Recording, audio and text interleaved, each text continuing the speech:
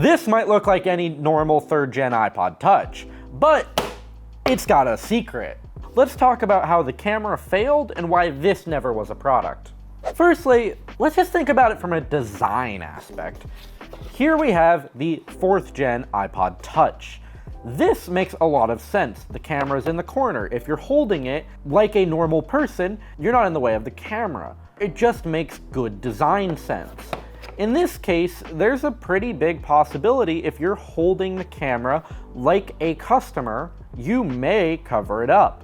Additionally, center aligned is uncommon. No one in the industry has ever really done center aligned cameras. It also causes a huge engineer hurdle. I happen to have a prototype unassembled version of one of these iPods. As you can see, it was never assembled in the factory and retains all of its adhesive stickers and quality control tape. Now, this is really interesting because it gives us an insight as to some of the technical challenges this iPod would have faced. One of the chief ones being, look at how the camera is actually connected to the iPod chassis. As we can see, the camera is on its own standalone flex cable using a small surface mount contact to be mounted and then slots into this little plastic piece here. This could be problematic from a number of reasons. One being, this is a very delicate flex cable. It could be damaged, it's hard to assemble. This whole mounting procedure into the plastic area is quite finicky. This is still from a time when Apple had workers on the factory line where it would have to be hand assembled. This is not something that could, probably even these days, be done by a machine. This adds extra time and intensity to the assembly process. Another issue is the actual hardware of it.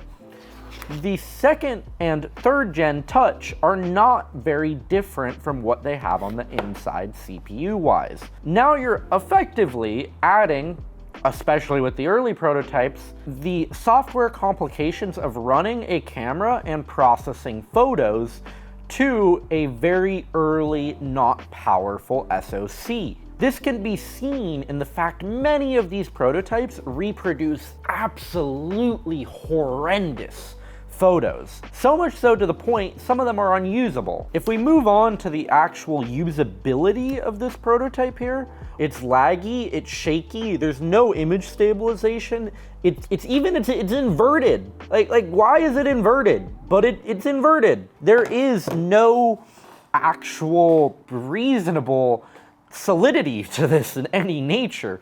It's janky. If this shipped to a customer and this was how you'd be taking your photos, you'd be pretty angry. Like, look at this. This looks horrible. There's green hueing around the edges, there's tunneling. This is unacceptable for a product. Likely, this was a major push Apple was going for because there are several revisions of these prototypes.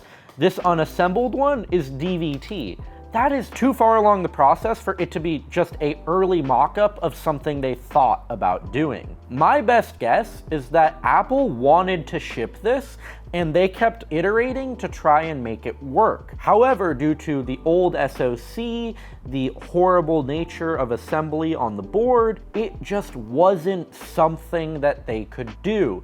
There were too many technological and physical constraints in this form factor and design of iPod to make it work. That's why we did not see the camera until the 4th generation iPod Touch, because it required a radical redesign of the housing, the board, and the system on a chip to be able to have a camera to where when you turn on your iPod, you hop over to the camera app, you can just, sit here, take a photo, and what do you get?